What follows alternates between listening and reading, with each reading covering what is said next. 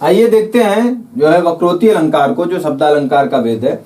और वक्रोक्ति को हम देखेंगे। सबसे पहले हम इसका शाब्दिक अर्थ देखते हैं और देखते हैं कि सब वक्रोक्ति किन दो शब्दों से मिलकर बना है। तो आप देख सकते हैं कि वक्रोक्ति जो है यहाँ संधि के द्वारा वक्रधन उक्ति आप अलग कर सकते हैं, वक्रधन उक्ति, ठीक है। इसमें अ और ओ मिलकर ओ बना है, वक्रोक्ति है।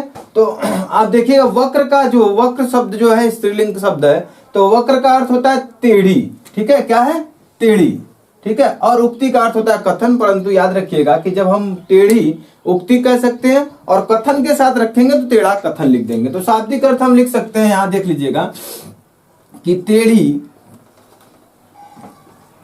टेढ़ी उक्ति, ठीक है।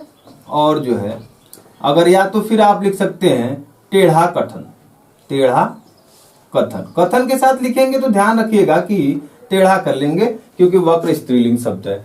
और देखिए हम इसकी परिभाषा की बात करने से पहले हम बता देंगे कि वक्रोक्ति अलंकार जो होता है ये श्रोता और वक्ता के रूप में कहा जाता है। जब काव्य में आप देखेंगे कि श्रोता वक्ता बोलेगा और श्रोता जो है उसका दूसरा अर्थ ले ले, श्रोता जो है उसका दूसरा अर्थ या श्लेष के माध्यम से ले ले या काकू के माध्यम से ले ले, तो वहां पर देखेंगे कि वक्रोक्ति अलंकार होता है। आइए हम परिभाषा से समझने का प्रयास करेंगे कि जहां वक्ता के कथन का श्रोता द्वारा, ठीक है, जहां वक्ता के कथन का श्रोता द्वारा वक्ता के अभिप्रेत आशय से, अभिप्रेत आशय से कहने का मतलब जो कहना चाहता है उससे अलग, ठीक है, श्लेष के माध्यम से, श्लेष अथवा काकू उक्ति से भिन्न अर्थ लगाए जाए, वहां पर वक्रोक्ति अलंकार होता है। स्पष्ट है कि जहां वक्ता के कथन का श्रोता द्वारा वक्ता के अभिप्रेत आशय से, अभिप्रेत आशय से जो वो कहना चाहता है, परंतु होता क्या है कि श्रोता जो है उसके अभिप्रेत आशय से कुछ अन्य अर्थ जो है, और अन्य अर्थ किससे लगाएगा,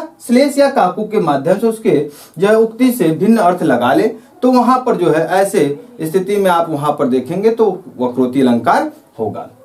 और जो है यहां हम आपको बता दें कि जो है वक्रोक्ति अलंकार के जो है प्रवर्तक के रूप में हम आचार्य जो है आचार्य कुंतक को देखते हैं कि इन्होंने जो है कुंतक, अब इतना ही जानिए कि आप जो है पूछा जाता है कि वक्रोक्ति अलंकार के प्रवर्तक कौन है, तो आप कहेंगे कि आचार्य कुंतक। और जो है हम उदाहरण से समझने का प्रयास करेंगे इसको कि वक्रोक्ति वास्तव में होता क्या है। देखिए आइए उदाहरण देखते हैं कि कौन तुम मैं घनश्याम तो बरसों कित जाए। देखिए पहले ही हमने बता दिया है कि इस तरह के अलंकार में जो काव्य पंक्ति होगी, कविता पंक्ति होगी, इसमें श्रोता और वक्ता के रूप में होगा। और श्रोता वक्ता जो है कुछ कहेगा कुछ, परंतु श्रोता उसका कुछ अन्यत्र अर्थ लगा लेगा। तो देखिएगा कौन तुम मैं घनश्याम तो बरसों कित जाए। पहले प्रसंग को देखते हैं कि किसका प्रसंग है, क्या कौन सा प्रसंग है। तो यहाँ पर याद रखिएगा कि मान लीजिए कि राधिका जी घर में हैं और बाहर जो है भगवान श्री कृष्ण बाहर हैं, और ये प्रसंग जो है राधिका और कृष्ण के बीच हो रहा है, ठीक है। इसमें वक्ता और श्रोता बदलेंगे, ठीक है। जब राधिका बोलेंगी तो वो वक्ता और जब श्रोता के रूप में कृष्ण हो जाएगा। परंतु याद रखिएगा कि जब कृष्ण बोलेंगे तो वो वक्ता और जो है राधिका श्रोता हो जाएंगे। तो वक्ता श्रोता का जो है बदलाव होगा। आप देखिए कि कौन तुम, ये राधिका पूछती है कि कौन तुम, तो उत्तर रूप में उत्तर के देते हुए कृष्ण कहते हैं मैं घनश्याम। ध्यान से देखिएगा कि कौन तुम राधिका प्रश्न करती है और यहाँ पर जो है कृष्ण उत्तर देते हुए कहते हैं मैं घनश्याम। मगर यहाँ ध्यान दीजिएगा कि यहाँ पर जब उत्तर घनश्याम देते हैं तो ये श्रोता हो जाती है, राधिका श्रोता हो जाती है। और यहीं पर राधिका श्रोता के रूप में जो है इसका अर्थ अन्यत्र ले लेती है, अलग अर्थ ले लेती है घनश्याम का। किसका, घनश्याम का। वहां पर घनश्याम वो कृष्ण कहते हैं मैं घनश्याम अर्थात मैं कृष्ण हूं, परंतु श्रोता के रूप में राधिका जो है, राधिका क्या अर्थ ले लेती है, एक अन्यत्र अर्थ। घनश्याम का अर्थ वो बादल ले लेती, क्या ले लेती है, बादल के रूप में ले लेती हैं। घन माने बादल होता है, श्याम माने काला। तो आप जान सकते हैं कि यहाँ पर राधिका ने, आप देखेंगे कि राधिका अलग अर्थ लेती है। तब वो फिर जवाब क्या देती हैं, प्रत्युत्तर के रूप में तो बरसों कित जाए। तो बरसों कित जाए अर्थात तुम कहीं अन्यत्र जाके बरसो, तो बरसों कित जाए, कहीं और जाकर बरसो। तो आपने देखा किस प्रकार से जो है काकू या श्लेष के माध्यम से श्रोता वक्ता के वाक्य को, उसके किसी शब्द को एक कथन ही समझ लीजिए, एक शब्द या कथन को एक अलग अर्थ में ले लेता है, जहां पर जो है अर्थ बदल जाता है। तो यहाँ इस तरह के उदाहरण से हम देख लेंगे कि हाँ कौन सा अलंकार होगा, तो काकू वक्रोक्ति हो जाएगा। और दूसरे उदाहरण से देखते हैं, इसमें भी देखिएगा कि हे गिरजा भिक्षु, ये भिक्षु शब्द ही जो है वक्रोक्ति अलंकार की पहचान बनेगा। देखिएगा कि हे गिरजा भिक्षु कित गयो, प्रश्न है कि जो है हे गिरजा भिक्षु कित गयो, बलिद्वार मांगन गयो रमा। अब इसको आप जानिएगा, गिरी माने पर्वत हो जाए, जा माने जन्मा या उत्पन्न हुआ। तो यहाँ पर जो है प्रश्न जो है करते हुए लक्ष्मी जी कहती हैं गिरजा से, पार्वती जी से कि हे गिरजा भिक्षु कित गया। और यहाँ भिक्षु का अर्थ जो है शंकर से लिया गया, भगवान शंकर से, क्योंकि जो है यहाँ ध्यान से समझिएगा कि शंकर के अर्थ में लिया गया, परंतु यहाँ जो है अब हे गिरजा लक्ष्मी जी प्रश्न करती है किससे, गिरजा से, अर्थात पार्वती जी से कि हे गिरजा भिक्षु कित गयो, भिक्षु कित गयो। परंतु यहाँ पर भिक्षु का अर्थ अलग लेते हुए पार्वती जी कहती हैं कि बलिद्वार मांगन गयो रमा। रमा मतलब लक्ष्मी जी, वो जो पार्वती जी है वो उसका उत्तर जो है भिक्षु का अर्थ अलग ले लेती हैं। भिक्षु का अर्थ जो है अलग लेते हुए वो किसके रूप में ले लेती हैं, ये हरि विष्णु के रूप में ले लेती हैं, कृष्ण के रूप में लेते हुए कहती हैं कि बलिद्वार मांगन गयो रमा। आप जान लीजिएगा कि बलि राजा जो थे, राजा जो बलि राजा थे और जो है असुरों के राजा माने जाते हैं बलि। और बामन अवतार में जो है भगवान हरि विष्णु जो है बामन अवतार में बलिद्वार मतलब बलिद्वार बलि के द्वार गए थे और जो है 3 पग में ही सब कुछ मांग लिया था। तो उसी प्रसंग को देखते हैं कि यहाँ पर प्रश्न देखिएगा ध्यान से, फिर से एक बार बताते हैं कि हे गिरिजा भिक्षु कित गयो, ये लक्ष्मी जी का प्रश्न है। किससे करती है, पार्वती जी से करती है कि हे गिरिजा भिक्षु कित गयो। परंतु याद रखिएगा कि लक्ष्मी जी किसके रूप में कहती हैं, वो शंकर के लिए कहती है कि भगवान शंकर कहाँ गए। परंतु यहाँ पार्वती जो गिरिजा है वो उसका अर्थ अलग लेते हुए उत्तर देती हैं कि बलिद्वार मांगन गयो रमा। तो ये आप देखेंगे कि यहाँ पर कौन सा अलंकार होगा, वक्रोक्ति। तो देख लीजिए, अब तीसरे उदाहरण को देखते हैं, ध्यान से देखिएगा।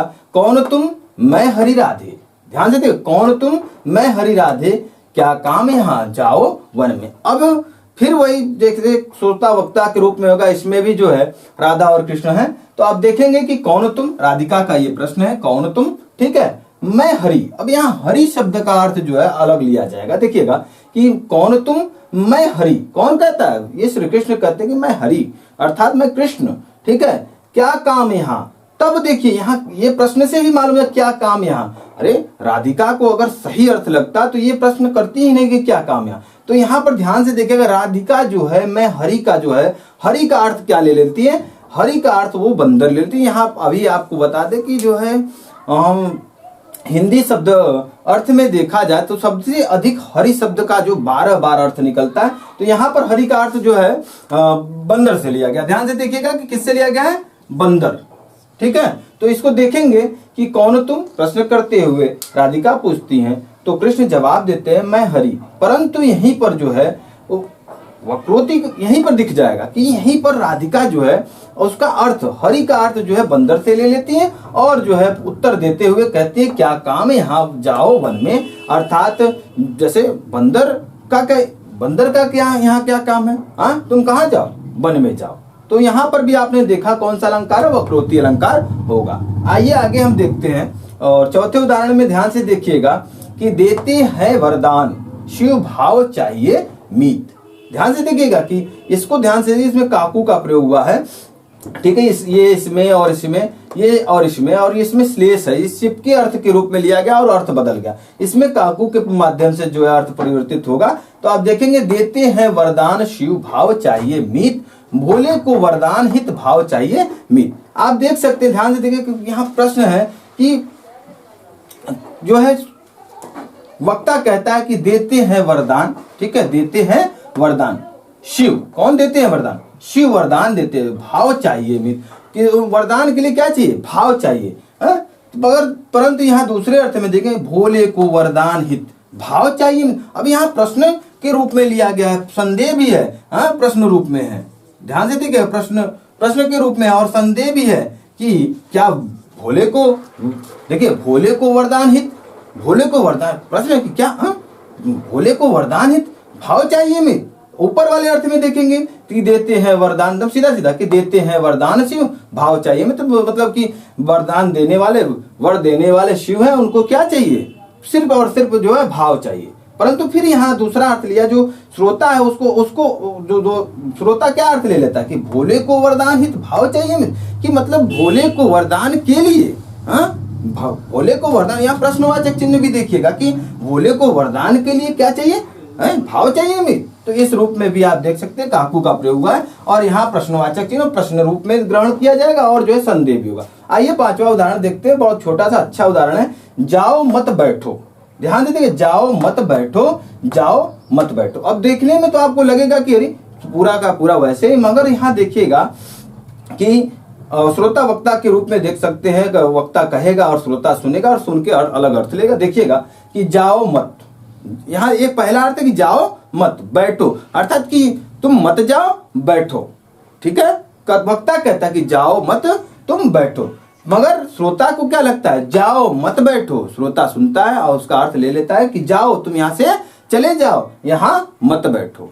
तो आप देख सकते हैं कि इस तरह भी जो है शब्दों का जो है कथन का अलग अर्थ लेकर टेढ़ा टेढ़ी उक्ति के रूप में अर्थ लेते हुए और जो है अर्थ परिवर्तित हो जाता है। तो यहाँ इस तरह के उदाहरण आपको दिखेंगे तो आप समझ जाएंगे कौन सा अलंकार है, वक्रोक्ति है। अभी हम आपको बता देते हैं कि देखिए वक्रोक्ति के दो भेद माना गया है कि वक्रोक्ति के कुल कितने भेद होते हैं, दो भेद होते हैं। रुद्रट जो है, आचार्य रुद्रट जो है, रुद्रट जो इसके दो भेद मानते हैं, और जो है मम्मट ने इसको जो है शब्दालंकार के रूप में जो है रखा है। इसमें दो, जब इसका हम पाठ पढ़ेंगे, दो भेद होते हैं, ठीक है, श्लेष वक्रोक्ति और काकू वक्रोक्ति। तो जो अलग से वीडियो इसके लिए बनाया जाएगा जिसमें हम भेद पढ़ाएंगे, तो उसमें आप स्पष्ट रूप से देख पाएंगे कि श्लेष वक्रोक्ति क्या होता है, काकू वक्रोक्ति क्या होता है। और जो है आचार्य कुंतक ने इस वक्रोक्ति जो है वक्रोक्ति को 6 स्तर पर माना है कि जो है वक्रोक्ति का 6 स्तर होता है। तो 6 रूप में इसको ग्रहण किया, इसको भी हम नेक्स्ट वीडियो में पढ़ेंगे। ठीक, आइए अगला वीडियो देखते हैं। आइए जो है शब्दालंकार के भेद के रूप में हम देखेंगे कि विवक्षा अलंकार, जो कि आपका ये 5वां अलंकार है शब्दालंकार का। तो आइए हम शब्दालंकार को परिभाषा के माध्यम से जानने का प्रयास करेंगे कि जहाँ काव्य में घबराहट, ईर्ष्या, विराग, घृणा, इच्छा, आश्चर्य आदि भाव उत्पन्न हो। जब आप किसी कविता पंक्ति या काव्य की पंक्ति को पढ़ेंगे तो जहां पर भी आपको जो है घबराहट, ईर्ष्या, विराग, घृणा, इच्छा, आश्चर्य आदि के भाव उत्पन्न दिखाई दे, ठीक है, तो वहां पर विवक्षा अलंकार होगा। याद रखिएगा कि विवक्षा और यमक में अंतर होता है। विवक्षा में जो है शब्दों को पुनरावृत्ति के रूप में हम देखते हैं कि शब्दों का पुनरावृत्ति होता है, परंतु जो भी शब्द होंगे 2 या 2 से अधिक बार होंगे और उसी अर्थ में होंगे, ठीक है। तो एक चीज आप गौर करिएगा कि विवक्षा और पुनरावृत्ति प्रकाश को एक ही अलंकार माना जाता है, परंतु हम जो है विवक्षा और पुनरावृत्ति को अलग अलग रूप में भी पढ़ेंगे, ठीक है।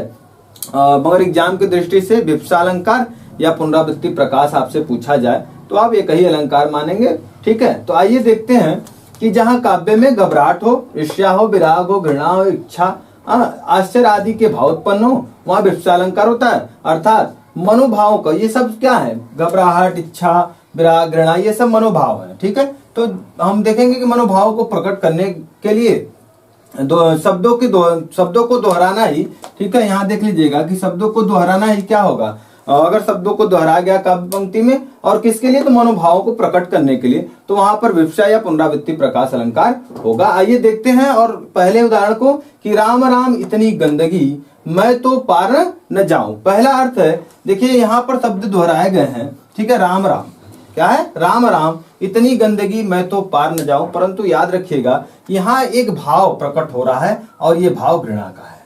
तो यहाँ आप स्पष्ट हैं कि पुनरावृत्ति प्रकाश में क्या होता है कि वहां पर जो है मनोभावों को प्रकट नहीं किया जाता है, सिर्फ और सिर्फ शब्दों का पुनरावृत्ति मतलब पुनरुक्ति की, मतलब दोबारा उसको दोहराया जाता है, तो पुनरावृत्ति। अब हम पहले विवक्षा को देखते हैं कि जहां पर भी इच्छा हो, घृणा हो, तमाम तरह के मनोभाव उत्पन्न हो, काव्य की पंक्ति होगी, कविता की पंक्ति होगी, और उसमें आप देखेंगे कि उसमें क्या होंगे, मनोभावों को प्रकट किया गया। तो पहले उदाहरण में आप देख रहे हैं राम राम इतनी गंदगी मैं तो पार न जाऊं। आप स्पष्ट है कि शब्दों को दोहराया भी गया है, और यहाँ देख लीजिए कि शब्दों को दोहराया गया और जो है इसमें स्पष्ट है कि जो है तुम बैठो, अच्छा बैठ जाओ, क्या आ गया?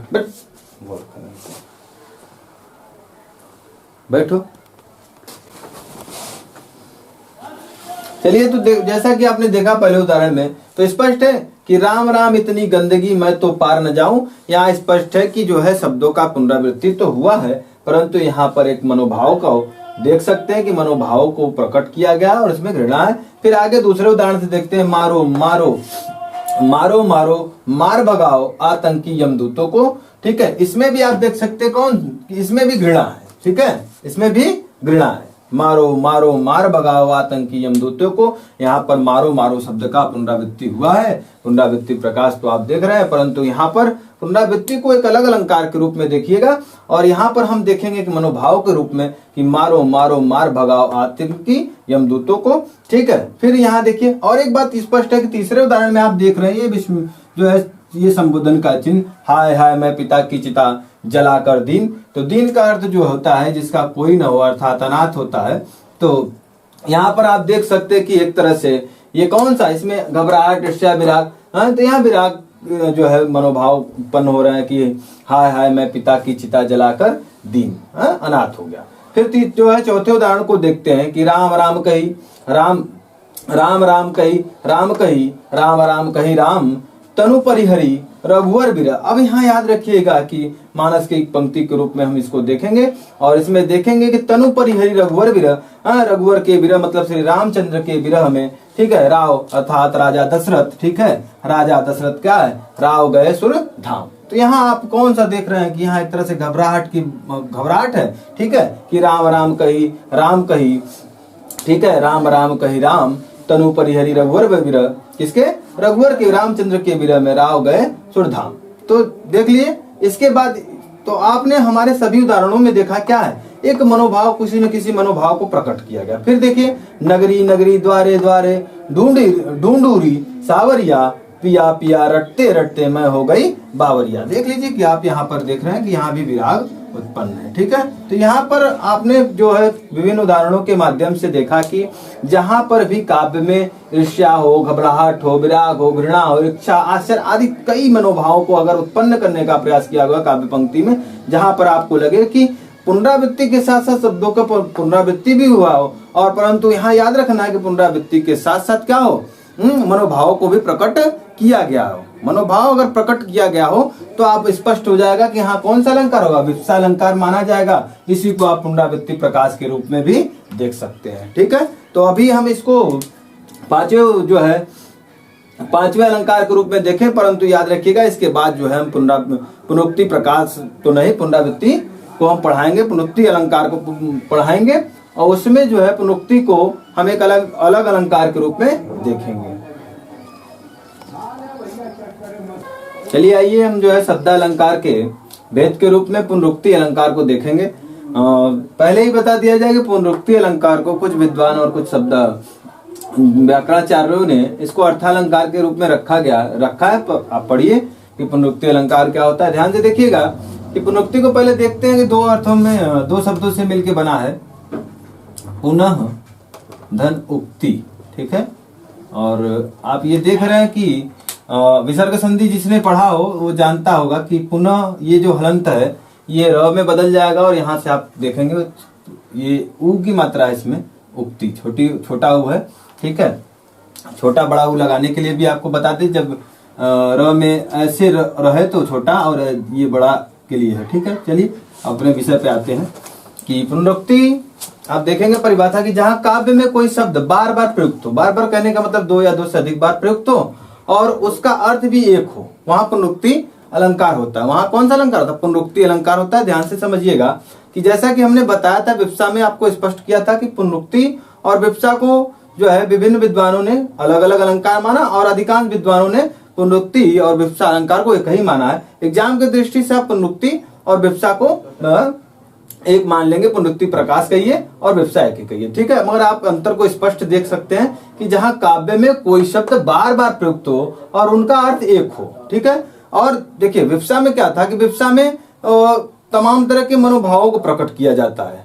तो अब हम जो है अपने उदाहरण में सिर्फ और सिर्फ ऐसे उदाहरण को देखेंगे जिसमें शब्दों की पुनरावृत्ति हो, अर्थात शब्दों को सिर्फ दोहराया गया हो, दो या दो से अधिक बार दोहराया गया हो शब्द। अब इसको शब्दालंकार क्यों कहते हैं? क्योंकि आप ध्यान से देखेंगे कि शब्दों में चमत्कार है, शब्दों को दोहराकर शब्दों में चमत्कार उत्पन्न किया गया। तो जब जहां पर काव्य में शब्दों के माध्यम से चमत्कार उत्पन्न हो वहां शब्दालंकार होता है। तो आप देखेंगे कि शब्दों के माध्यम से चमत्कार उत्पन्न किया गया। और पुनरुक्ति, पुनरुक्ति मतलब एक ही कथन को दो बार या दो से अधिक बार प्रयोग करके, हाँ, जब किसी काव्य में या कहीं कविता पंक्ति में क्या हो, पुनरुक्ति मतलब दोबारा उक्ति, दोबारा, पुनः माने दोबारा, हाँ, उक्ति माने कथन। तो कथनों को दोहराना, किसको शाब्दिक अर्थ में देखेंगे तो कथन को दोहराना, ठीक है, क्या, कथन को दोहराना, ये आप देख सकते हैं कि इसका शाब्दिक अर्थ हो सकता है। तो हम उदाहरण से स्पष्ट समझने का प्रयास करेंगे कि ढलमल ढलमल चंचल चंचल झलमल झलमल तारा। और यहाँ पर आप देख लीजिएगा कि ढलमल ढलमल चंचल चंचल झलमल झलमल, ये शब्द को दोहराया गया है, शब्दों को, कथन को दोहराएगा और अर्थ भी एकदम वही लिया गया है। डलमल डलमल, चंचल चंचल, दोनों ही शब्दों का एक ही अर्थ है। और यहाँ पर स्पष्ट कर देना चाहेंगे कि यमक और पुनरुक्ति अलंकार में यही अंतर होता है। वहां शब्दों का जो है, यमक अलंकार में शब्दों के अगर दो शब्द है तो दोनों का अलग अलग अर्थ होता है। और जो है यहाँ पुनरुक्ति में एकदम पुनरुक्ति मतलब दोबारा कथन किया गया होगा, कथनों को दो बार या तीन बार दोहराया गया होगा। आइए दूसरे उदाहरण से देखते हैं। पुनि पुनि, आपने देखा कि पुनि शब्द को दो बार लिखा गया। पुनि पुनि कहत कौन है माता, कौन है तेरो तात। तो कौन है माता, कौन है, देखिए आप यहाँ देख लीजिए, स्पष्ट है कि पुनि पुनि दो बार प्रयोग किया गया है और दोनों का अर्थ क्या है, एक ही अर्थ में लिया। कौन है माता, कौन है, कौन कौन का भी प्रयोग किया गया है। तो यहाँ भी पुनरुक्ति। बढ़त बढ़त, अब तीसरे उदाहरण से देखेंगे कि बढ़त बढ़त संपत्ति सलील मन सरोज बढ़ी जाए। यहाँ बढ़त बढ़त भी एक ही अर्थ में प्रयोग हुआ है, शब्द दो बार है परंतु दोनों के अर्थ एक ही अर्थ में लिया गया। यहाँ भी इसी अगर देखा जाए तो पुनरुक्ति अलंकार है। फिर चौथे उदाहरण में ललित ललित काले घुंघराले बाल कल्पना से पाले। बहुत अच्छा है कि ललित ललित, यहाँ भी आपने देखा दो बार शब्द, ललित शब्द का दो बार प्रयोग हुआ और दोनों ही शब्द का उसी अर्थ में प्रयोग हुआ। किस अर्थ में, सिर्फ उसी अर्थ में प्रयोग हुआ, इसलिए वो कहा कौन सा अलंकार होगा, यहाँ भी पुनरुक्ति अलंकार होगा। आगे हम देखते हैं पांचवें उदाहरण को, मैं और जग। ध्यान से देखिए, मैं और, ठीक है, मैं और जग, ठीक है, और कहाँ का नाता, मैं बना बना कितने जग रोज मिटाता। बच्चन जी की यह बहुत अच्छी कविता है कि मैं और। अब हम विषय पर चलते हैं कि मैं और जग, दो बार शब्द का प्रयोग हुआ है और शब्द का दो बार प्रयोग हुआ है और उसी अर्थ में हुआ है। तो यहाँ भी कौन सा अलंकार होगा, पुनरुक्ति अलंकार होगा। अब छठवें उदाहरण से स्पष्ट देखेंगे और बहुत ही अच्छा है कि मधुर मधुर मेरे दीपक जल, महादेवी वर्मा की कविता पंक्ति है कि मधुर मधुर, और दोनों दो बार मधुर शब्द का प्रयोग और दोनों मधुर शब्दों का प्रयोग एक ही अर्थ में किया गया है। दोनों मधुर शब्द का प्रयोग एक ही अर्थ में किया गया, इसलिए यहाँ भी पुनरुक्ति अलंकार होगा। अब यहाँ देखिए, राम राम कहते रहो धरो, राम राम कहते रहो धरे रहो मन धीर। धीरज धारण करने को कविता में कहा गया है कि राम राम कहते, और हम अपने विषय से देखें तो राम राम जो शब्द की पुनरुक्ति मतलब दोहराया गया और एक ही अर्थ में प्रयोग किया गया, तो इसलिए यहाँ भी पुनरुक्ति अलंकार होगा। और इस सभी उदाहरणों में आपने देखा कि मनोभावों की अभिव्यक्ति नहीं हुई है। तो जहां मनोभावों की अभिव्यक्ति होगी वहां विवक्षा, और जहां पर ऐसे ही शब्दों को दोहराया गया हो तो वहां पर पुनरुक्ति प्रकाश अलंकार होगा। तो स्पष्ट है। अब इसके बाद जो है नेक्स्ट अलंकार को पढ़ेंगे।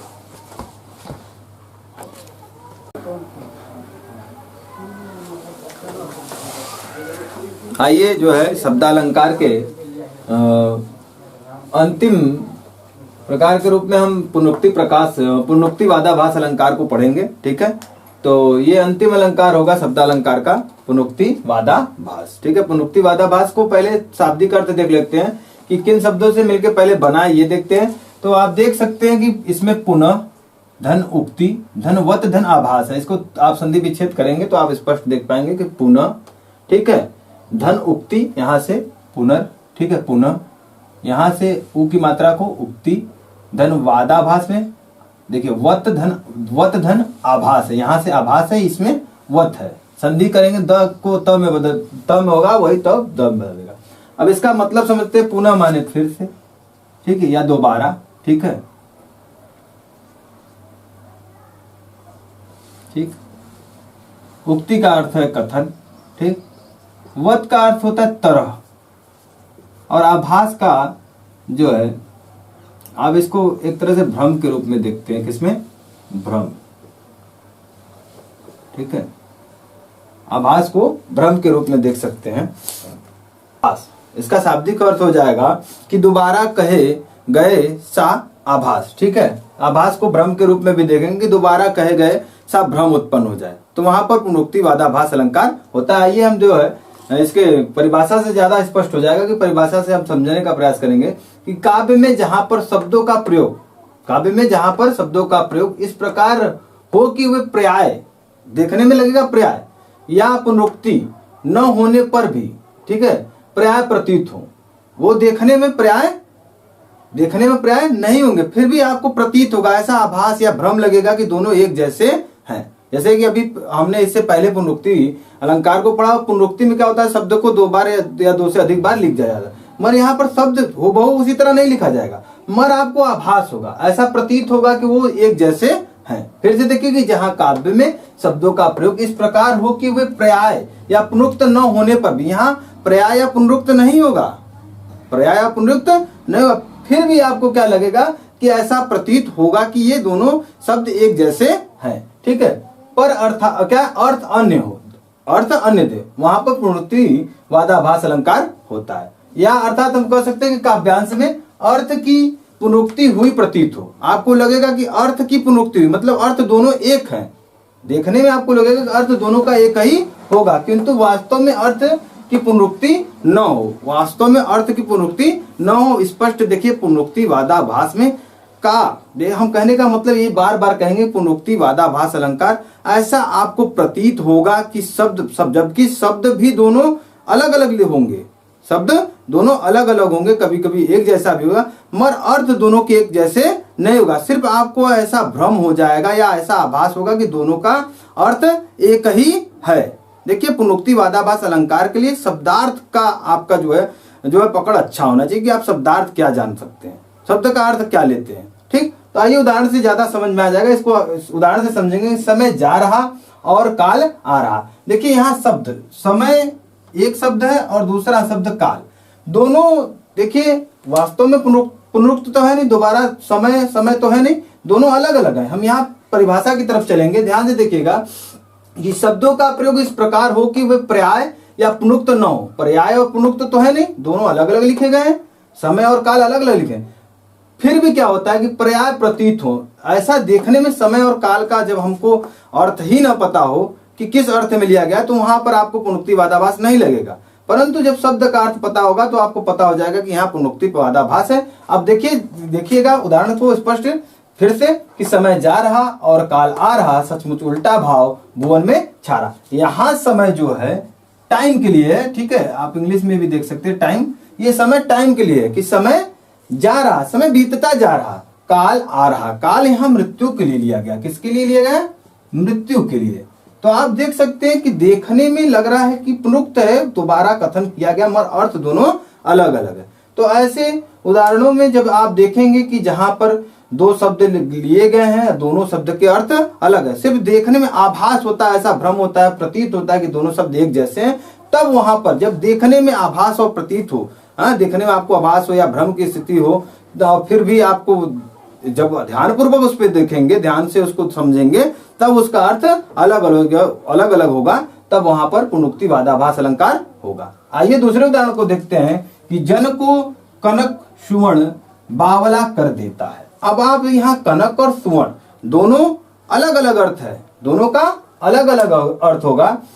जन माने लोग, को कनक, अब यहाँ आप सुवर्ण को और कनक को दोनों को सोने के रूप में देखेंगे, परंतु यहाँ आभास होता है आपको उस तरह का, वक्त माने तरह, आभास होगा, दोबारा कथन का आभास होगा, दोबारा कथन की तरह सा आभास होगा, परंतु अर्थ अलग अलग होंगे। तो यहाँ कनक का पहले कनक शब्द का अर्थ सोने से लिया गया, जन को कनक, फिर दूसरा जो सुवर्ण है यहाँ सुंदर रंग के लिए लिया गया, सुवर्ण, वर्ण को रंग के रूप में लिया गया कि सुंदर रंग बावला कर देता है। तो यहाँ भी पुनरुक्ति वादाभास अलंकार होगा। आगे देखिएगा, छोटा डब्बा नहीं मिला ना, चलिए आइए इसको देखते हैं तीसरे उदाहरण को। सुमन फूल खिल उठे लाखों मानस में मन में, ठीक है। तो आपको देखने में ऐसा दोनों जो शब्द है सुमन और फूल दोनों एक जैसे पर्याय अर्थ में पर्याय लगेंगे, परंतु यहाँ सुमन और जबकि पुनरुक्ति तो है नहीं, तो आप सुमन का अर्थ और फूल का अर्थ अगर आप जानते हैं कि अलग अलग है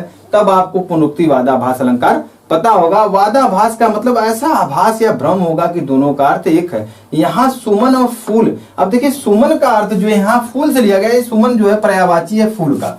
सुमन का अर्थ यहाँ फूल से लिया गया, किससे लिया गया? फूल से। परंतु यहाँ फूल, यहाँ जो ये फूल है, यहाँ फूल का मतलब होता है प्रसन्नता है। सुमन फूल खिल उठे, ठीक है, यहाँ प्रसन्नता से लिया गया। किससे लिया गया है?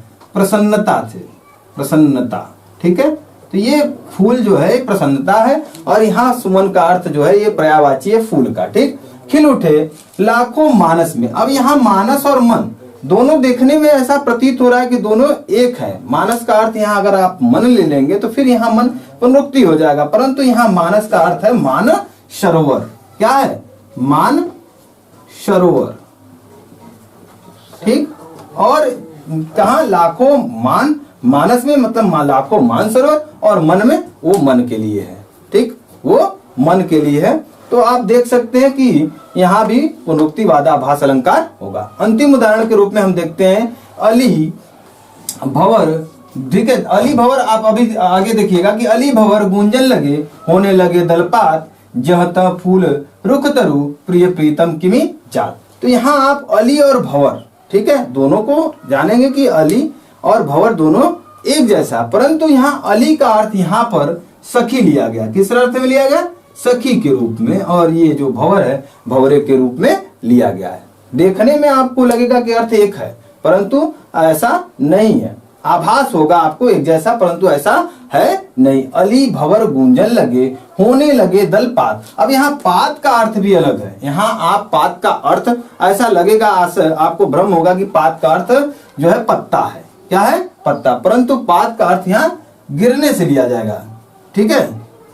ये पात का अर्थ गिरने से कि अली भंवर गूंजे लगे होने लगे दलपात की पत्ते गिरने लगे। यहाँ अली सखी से लिया गया। जत फूले रुख तरु प्रिय प्रीतम किम जात। तो हमने देखा इस तरह की अंतिम जो शब्द अलंकार का एक अंतिम ये प्रकार था पुनरुक्ति वादाभास, और इस तरह शब्द अलंकार समाप्त हो गया। अब जो है कुछ जैसे यमक का, श्लेष का, अनुप्रास का भेद है जो हम अगले वीडियो में स्पष्ट रूप से उसको पढ़ेंगे, और एक अलग वीडियो में आएंगे जिसमें हम अलंकार, अनुप्रास अलंकार के 5 भेद को देखेंगे, श्लेष के 2 भेद को देखेंगे और यमक के 2 भेदों को हम देखेंगे, ठीक है। अगर आगे जो भी अगर शब्दालंकार के कुछ भेद होंगे तो अलग से एक वीडियो में हम देख लेंगे, और इसके बाद जो है अर्थालंकार पर चर्चा होगी।